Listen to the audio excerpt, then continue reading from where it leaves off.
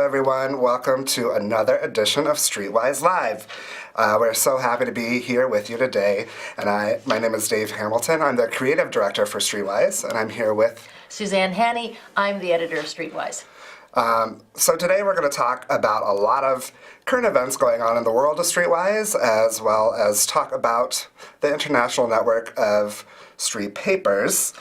So we're going to show you our cover first. This is this week's cover. It's about the Special Olympics 50th anniversary. Special Olympics were founded in Chicago 50 years ago, July 20th. So we're just going to talk about that later in the show. But we're going to tell you a little bit more about the International Network of Street Papers, which Streetwise is a part of. There are over 100 street papers around the world. They have the same idea as Streetwise. It's a product that's an alternative to panhandling that people sell if they are either homeless or low income. And in addition, the paper covers topics of interest to people who are low income and of interest to people who care about a just society. So this is one of our sister papers in Oklahoma City, Curbside Chronicle. Dave, you're more familiar with them. Tell us a little bit about some of the fun things you've done with them. Oh, sure. The Curbside Chronicle out of Oklahoma is probably one of the most inventive street papers that are out there right now. They are really, really willing to take risks and take challenges. They've done cover stories about inmates, and they have photoshopped the tattoos off the inmates just to challenge people's perceptions, because sometimes people see a heavily tattooed person and automatically think that they're a criminal or a vandal, and so they use that as a commentary on our preconceived notions of people, and they just do the craziest fun things. They had a whole series about people's last meals, people that were sentenced to the electric chair, and they had a photo essay about their last meal. So they really, really are willing to do out there crazy stuff, and they also have wrapping paper every Christmas that they sell. Okay. And they sell flowers every Valentine's Day, which are great ideas. Yeah. Creative things. They are excellent on photos as well. So that's one of our papers we're close to. Now this is the big issue. Is this one Australia? This is Australia, big issue. So they have a story on pink here. So not all the time are we going to be covering poverty, because the vendors can't sell poverty. They need to sell something uplifting. My feeling is we need to talk about Chicago culture, what's unique here. They need to be giving something back to the city. And so here we're interviewing a celebrity and probably her connection to homelessness or low income, etc., right? So she, do you want to show? Oh, sorry, I didn't. There you go. This is pink. And this is the big issue, Australia. Yes. One of the major papers in the street newspaper group is the big issue London, and then there are several papers throughout the UK. There's one in the north of England, one in Wales, one in Scotland. This one is Australia, as we've said, and I believe there's also still one in Japan. Even though that's not part of the British Empire. But at any rate, they're very understanding of the big picture on homelessness. And one of the big issue Australia particularly has been an influence on Streetwise's content, because they have really, really been supportive of us, and we've been supportive of them also, but it's been a very good mutual benefiting relationship, and we have them to thank for some of our memorable covers, including Bjork. Oh, really? At the beginning of this year, we had Bjork as a cover story, which was thanks to them. They got us hooked up to the right people. Cool. Now this is a paper from Germany. This is Biss. This paper is always in black, white, and red. And this particular cover is one of the nobility from Germany going back years. This particular square in Munich, which is in southern Germany. This is along with the big issue, it's one of the major papers in the street paper group. It's been very supportive to a number of us. I actually went to a street paper conference in Munich. Dave has been to street paper conferences in Manchester, England, and in Seattle. Extremely understanding of social issues, and they do some creative things too. They were trying to start a hotel that would be for people in their vendor group so that they could graduate to another kind of a job. So, can't really see it, but there are some just very interesting design-wise how they stick to this black and white and red color palette. It's very cool, very artsy. They have a lot of experience and a lot of funds to be able to do these large publications. So I think there's also an acceptance in Europe, though, about the mix of social enterprise and social funding and government funding and how it all fits together. And there is a consciousness. Now, of course, the vendors there in Munich, they tend to be people who maybe didn't get an internship or an apprenticeship when they were young, and they need a job now, and so they need the training and they need a little bit of a help. A lot of times in Europe, you're also seeing people who are migrants because of the huge number of refugees around the world who have come through Europe. A lot of them are there, and they're in this pattern until they can get a different kind of job. So there's also the support of being with a paper and being with a group. I mean, it's very hard to do things on your own. You can have bootstraps, but you need a job. You need a place to belong. And I think that's the first thing that a street paper does. Oh, most certainly, most certainly. And I also think, too, in the U.S., we have a different attitude towards talking to strangers than a lot of people in Europe do, especially Europe. But, like, the times I have visited, it's not uncommon to buy a paper, a newspaper, a magazine from a vendor on the street. Here, it's been an idea that has maybe started a little stronger because, you know, the Sun-Times and Trib used to sell on the street, but I think that becomes less and less prevalent and becomes less and less of something that people even look for. Right. Which is one of the hurdles Streetwise faces. And it's not always been considered a good job when I was growing up, so it's an old school thing. You would see news vendors on the street. And in fact, when I was at the Street Paper Conference in Athens, because there's a paper there were these great little kiosks on the street that sold newspapers, postcards, purses, water, stamps, and you could go there on the fly and grab something and go. So it would be a great kind of a job to help people with. I think we have a caller. Hello. Hello, how's it going? Wonderful, wonderful.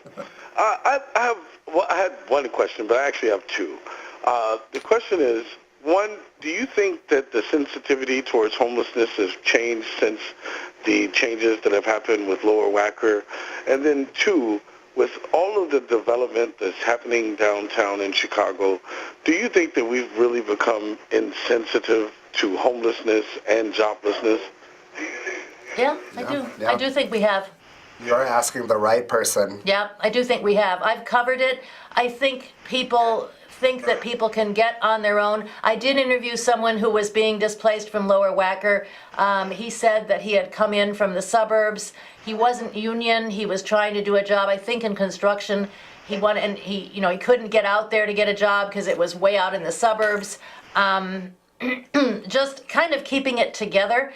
The interesting thing is, the median income in Chicago is $48,000, which means half above, half below. But that's really barely making it in Chicago because of rents as high as they are. So a lot of things will keep you on the edge, and if one thing goes wrong, it's hard to come back. And I don't think people who have more income understand that. And as the city becomes richer downtown, they just don't understand why you can't get a job. Yes, there are lots of jobs, but in this economy, you have to show up looking good to make it. So if something goes wrong, you're in danger. Yeah. So. Did that answer your question? Oh, he's gone. Okay, so should we talk about our issue now? Yes. Okay, so the cover story we did is on Special Olympics, and I'm putting this back on here to show you. So it started 50 years ago, and I went to some Chief Justice Ann Burke, who's on the Illinois Supreme Court. She worked with Special Olympics. Basically, the predecessor of it was the Chicago Park District. She was an assistant in one of the parks, and she then moved down to Park District headquarters, and they kind of charged her with moving the program to a bigger focus. And so they decided to seek funding from the Kennedy Foundation. So I guess we can show Eunice Shriver. Now, what people may not realize is Eunice Shriver was the sister of President John Kennedy. and they both had another sister named Rosemary who had intellectual development. So in a sense, as intimidated as Justice Burke was to have to go meet Eunice Kennedy Shriver, she was talking to the right person, because Eunice had had a day camp in her backyard for kids with intellectual disabilities. They actually had a more harsh term in those days, but she'd had a day camp. She had tried to interest President Kennedy in making intellectual disabilities part of his platform. And so when they met, she gave $25,000 to Chicago to do this, but she said they should make it every state plus Canada. So they did. So here is the first Special Olympics at Soldier Field. That looks like a swimming pool there. Yep. They had a number of different activities. They had, let me see, they had a 50-meter dash, and I believe they had a 25-yard swim, a 100-yard swim, a high jump, a 50-yard dash, and water polo. And Mrs. Shriver introduced the Olympics with a quote from the Roman gladiators: "Let me win, but if I cannot win, let me be brave in the attempt." And she promised to repeat it 2 years later. So I think, Dave, you're going to show us some pictures from we just loved some of the pictures of this. Now, I led this story with a quote from go ahead, you keep showing pictures and I'll talk over it. I led this with a story from the 2016 annual report. There was a little girl from the Mideast. She was born, and the doctors there said she would never walk, talk, or be toilet trained. And so her family came to the United States when she was age 9. She joined Special Olympics, and it literally opened up her world. She said, "I don't feel lonely anymore." And she was trained in successive sports: track and field, roller skating, ice hockey, sailing, and she developed skills and accomplishments. So she is legally blind, but she's now got her own business. And the story said that her mother heard her counseling other children and parents of intellectually disabled children. She said, "Don't cry. My mom says I'm a blessing, and your child will be a blessing too." So I thought that was a very poignant thing. I mean, to be able to not feel that your mother thinks you're a blessing, and then to feel that she does, is huge. And I think that was the essence of it all. So Justice Burke also she brought several kids who'd been in the Special Olympics, the first one 50 years ago. One of them works in a sheltered workshop, and she brought some other people who are in school, in the public schools. One of them works at Misericordia in the recycling center, and she also has done the art for the calendar. And she was very self-assured as she spoke. So I think that was encouraging to me. What it said was that people have different skills. We have a mindset nowadays, I think, that if you're not a CEO, you're not enough. But people have different skills, whether they are intellectually disabled or not. And so what we're doing here is saying, okay, you're going to achieve as much as you can, and we're going to facilitate it. So the other interesting thing about Special Olympics is they have worked with people and their health issues. So they've brought health screening to different countries where they have Olympics. They've been in different countries where athletes have had fruit seeds and I think other things impacted in their ears, and they've removed that, and they've been fine again. They've noticed that people were squinting and given them glasses. They've passed out 162,000 pairs of glasses since they began, because kids with intellectual disabilities are at risk for certain illnesses because health providers don't know how to treat them. They don't know how to talk to them, and so they don't know how to screen them. So in addition, there's been a lot of programs to help health providers treat these people better. And go ahead. Oh, I was just curious, since the Special Olympics started here, have you found anything in your research for this article that really related back to Chicago and has like a lasting impact in Chicago's? Just that Justice Burke was having, she spoke at the City Club of Chicago, and she brought these kids. I mean, 2 of them have been in Special Olympics for 50 years since they began. And then the other there was a young lady from the South Side. There was a young man who was in a school in Bucktown, and he was hoping to participate in an international games, and he also wanted to counsel other kids. And then there was the girl from Misericordia who had done their calendar, and she was working in the recycling center. And as I said, she was very self-assured. So I thought that was an interesting program. And what Justice Burke said at the end was very intriguing. She said, there was nobody cheering them on in the Soldier Field stands. She said if it hadn't been for Mayor Daley and the unions and the Park District, nothing would have happened. But she said we changed the world. When we did that, we changed the world. And we have to continue to do things for people with disabilities, such as long-term living arrangements and health insurance and jobs. We cannot sit by and watch our fellow human beings not be treated equally. That's what we're supposed to do on Earth, which is true. I mean, Streetwise, of course, is concerned about housing, but you do kind of have to think about kids who might have an intellectual disability, because what happens when their parents are gone? Who takes care of them? They do need somebody. They want to have their freedom. They don't want to be in an institution. They want to be in some kind of housing, but they want to have somebody that can touch back with in case they have a need. So I think what we also want to say now is that we got lucky in this Special Olympics issue, because traditionally the third Saturday of every July is the Disability Pride Parade. Now, we can give you a quick look at that. The Disability Pride Parade is one of the first in the country. They're basically saying that disability is a normal part of human existence. And so don't be upset by it, just deal with it. And this parade is going to be Saturday the 21st. They've changed their route from the time we did the paper. They're now going to do their traditional route, which is basically from Harold Washington Library north on Dearborn Street to Daley Plaza, and then they're going to be bussed over to the Special Olympics. And this is their, let me see, I'll give you their, this is their parade marshal. Her name is Ginger Lane. She is a choreographer. Ginger Lane became disabled after a spinal cord injury. So the thing that we want to say about the Disability Pride is it can happen. You can be born with it. You can have it happen later in life. It can be something that happens with aging. And I'm going to go now and talk about... Well, I want to say one more thing about Special Olympics. Okay. It's funny that you say, back when it debuted in Soldier Field, that no one was there. And now, and actually I remember also, the Olympics, the Olympic Committee, based out of Athens, the actual sporting game Olympics, did not want the Special Olympics to use the word Olympics, because they thought that it would be associated with them, and they're like, these are different things and we don't want to be associated. Now they're 100% associated. Cool.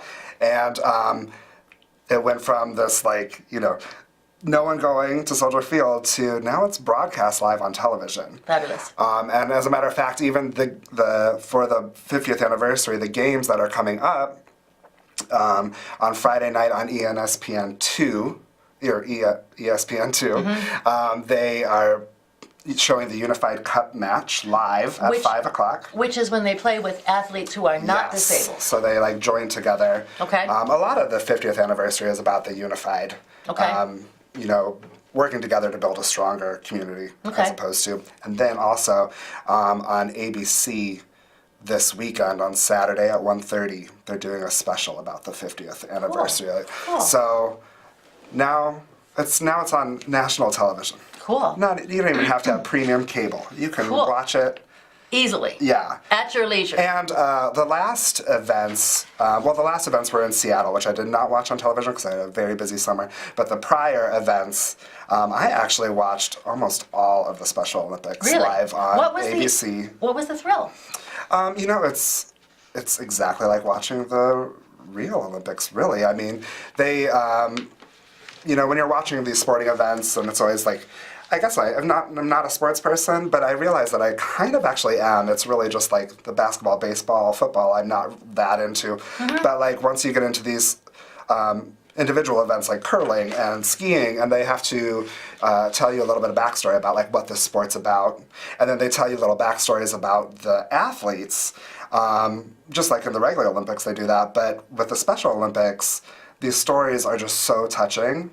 And to hear what people have been through, and then they're able to now go out and compete and do their best on a world stage. It's so heartwarming. And it is. It really is heartwarming. So I'm going to give you one more thing. I'm giving a shout out to Chance the Rapper. I am really proud of him.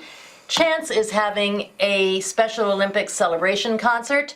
I have to say the tickets are just about sold out, but this concert is going to be on the 21st at Northerly Island. You might still be able to pick up VIP tickets, but I'm just really proud of him for having this special He is this a concert. great asset to this city. I mean, and just, it's the consciousness there. He's featuring Usher, Smokey Robinson, Jason Mraz, OAR, Daya, and Francis and the Lights. So I'm just really proud of him. And then there was rumors that he was going to drop a new album. Ooh. He's since said that he might not drop his new album, but there's still a possibility. There's always a He'll drop possibility. his new album He'll surprise at the us. Special Olympics concert. I wouldn't be surprised. This is something I'm adding onto the overhead just to chat quickly. This is ADA 25, Advancing Leadership. The Americans with Disabilities Act happened 25 years ago, plus a little bit. Chicago started a group through the Chicago Community Trust. And they are saying, okay, disability is a natural part of the human existence, and more than 56 million people have disabilities. So they've started a program with a members network, a leadership institute, which will provide year-long training, and civic connections. In other words, disability is just another diversity. You need people with disabilities to be on committees and give their perspective. So, if you know anybody with this kind of leadership skill, the early bird deadline is September 28th. They'll at least get an interview, and it's www.ada25chicago.org. So there is more information if you forget, www.ada25chicago.org. And if you're interested in what ADA has to say this month as we celebrate Disability Pride, make sure to visit your favorite Streetwise vendor and pick up this week's issue, because we're not just talking about the Special Olympics only, but we have a very special op-ed from ADA in there also. We do, and we also have an op-ed from a reader who interacts with one of our vendors and talks about her disabilities. We're not being fuzzy liberal here when we talk about ADA. The Americans with Disabilities Act is the biggest civil rights legislation since the civil rights of the 60s. Basically, it says try to help people to have a job, because with a job, they can afford their lifestyle. And of course, we're all concerned about how do we put more people working to support Social Security? How do we have more people working so that we have taxes for the government? How do we have more people doing consumer spending? They work. And that's what the ADA is about. Find a way to make people productive. So, and then we got to talk about our one vendor here. Gosh. Oh gosh, okay. We have the best story for you. Okay, so this is our vendor. This is him right here, and he is performing on July 21st at in two sets at 11 a.m. and 2 p.m. as part of the Art Institute of Chicago's first annual block party. So basically, the event is going to run 10:30 a.m. to 10:30 p.m. and it's going to move inside the Chicago Stock Exchange in case of rain. So that's again, this is our vendor, and it's John Kidd, and the group is the Sensational Travelers of Zion, the Art Institute, 11 and 2 p.m. on, it's also, Saturday the 21st. yes it is, okay. We're so proud of him. We are. And very excited for him because he is so excited, and it's contagious, and I can't help but feel so excited for him. I am too. So, do we have time to talk about any other events that are coming up? We had them in our calendar. No. We don't? Okay. So we are almost out of time. Almost here. out of time. We've enjoyed being here. We very much have. Thank you for bearing with us. We were flying by the cuff today as we had our little slideshow prepared, and we're very thankful that it went well. We are. Well, some. And we hope that you tune in again and have questions for us on another week. Thanks a lot. It'll be all about policy and living in Chicago to everybody's best advantage. Thanks a lot. Bye. Bye.